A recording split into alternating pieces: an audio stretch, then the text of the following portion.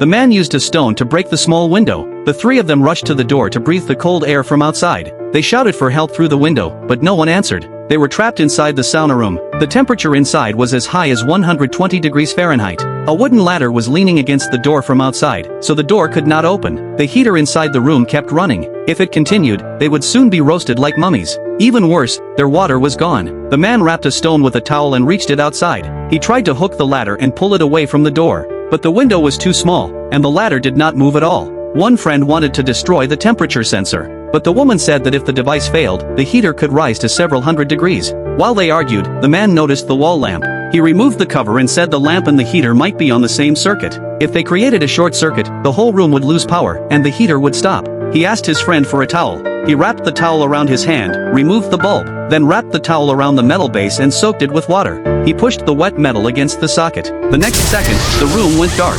The man was shocked and fell to the floor. Even worse, the heater did not stop. Suddenly, they heard barking outside. It was the innkeeper's dog. That meant the owner had returned. They called the dog's name. The dog heard them and barked at the sauna door. Then it ran to find its owner. But the innkeeper was setting off fireworks. The explosions covered all their cries for help. He thought the dog was only frightened by the fireworks, so he ignored it. Inside the room, the temperature kept rising. The heat made everyone irritable. One friend insisted on destroying the wall thermostat, but the woman refused. She was afraid the heater would go out of control and kill them faster. During the argument, the woman knocked out her friend. She felt guilty and thought it was her fault. She finally agreed that destroying the thermostat might be the only choice left. She picked up a stone and smashed the thermostat. The heater temperature shot up instantly.